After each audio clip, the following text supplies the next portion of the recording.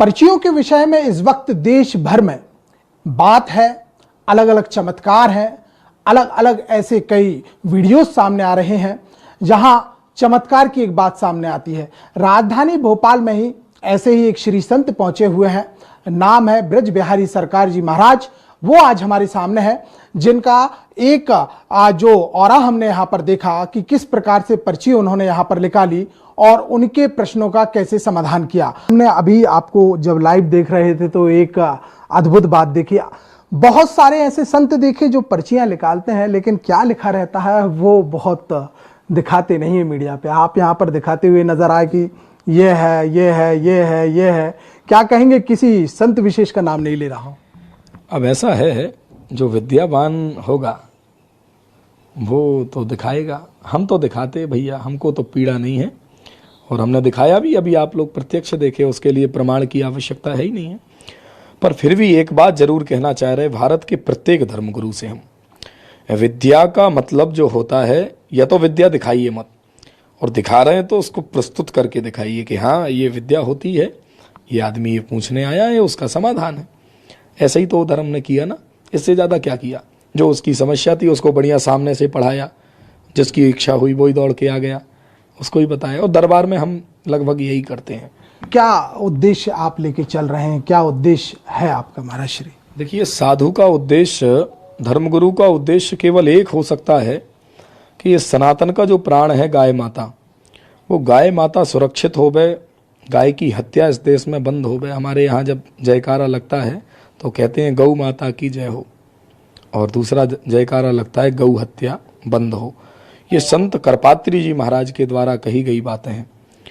उन्हीं ने ये जय, धर्म की जय हो, अधर्म का नाश हो, प्राणियों में सद्भावना हो, ये उन्हीं के वाक्य थे।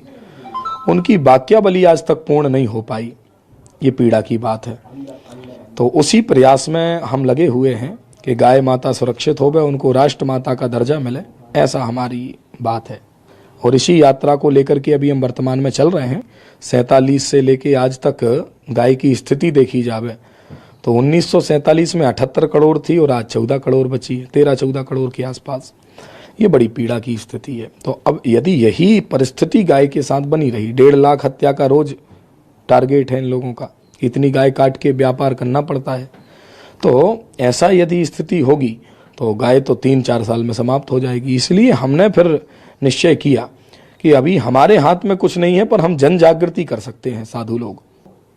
ये सारी बातें जब हमने देखी तो अब हमने ग्राम माता घोषित करना प्रारंभ किया है और 10,000 गाँव में जाके पत्र तैयार करा के और ला करके हम यहाँ के मुखिया को देंगे।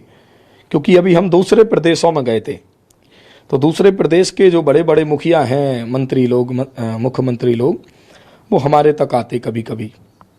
तो उनने आके हमसे जब भेंट की तो हमने उनको एक संदेश दिया। हमने कहा तुम लोग तो बड़े गौ भक्त हो, तो तुम लोग हिंदू हो, गाय की रक्षा क्यों नहीं करते हो? गाय को राज्य माता कह के घोषित करो, सम्मान दो। तो उन्होंने हमसे कहा कि महाराज जी, आप जिस प्रदेश से आते हैं उस प्रदेश का मुखिया यदुवंशी है, मोहन यादव जी, और वो इतने बड़े गौ भक्त हैं कि उनसे ज़्यादा तो कोई है नहीं है। तो आपके राज्य में पहले ये काम क्यों नहीं हो पा रहा है? क्या आपकी बात समझ नहीं पा रही क्या यहाँ की सरकार?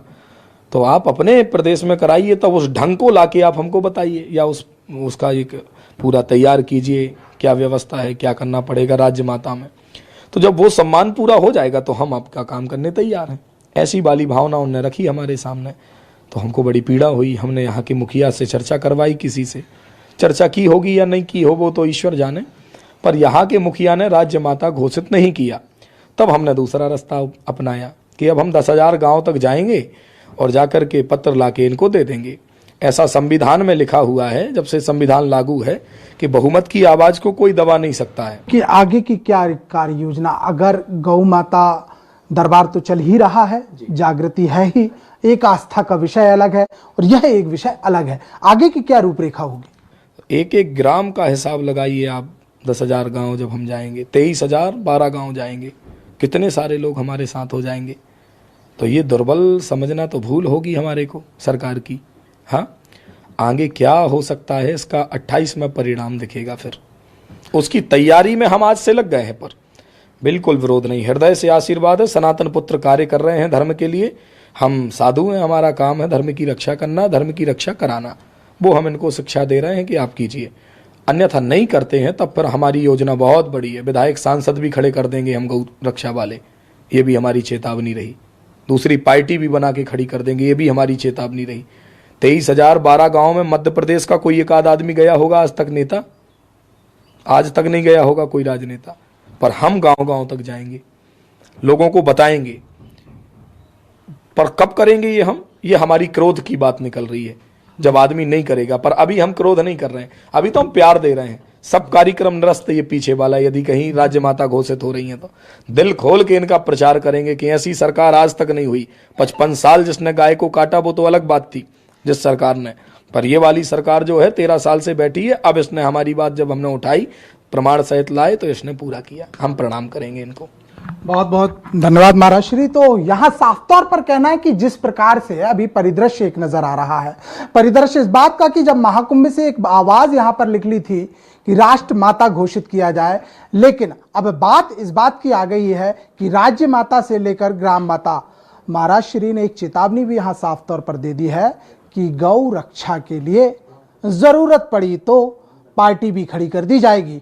भले ही ये बात क्रोध में है, लेकिन साफ तौर पर यह चेतावनी भी है कि जल्द से जल्द गौ संरक्षण, गौवध को बंद कर गौ संवर्धन की ओर जिम्मेदार जल्द से जल्द अपने कदम बढ़ाएं। कैमरामैन विजय सेचकर के साथ शिखिल ब्यावहार, न्यूज़ 24 भोपाल।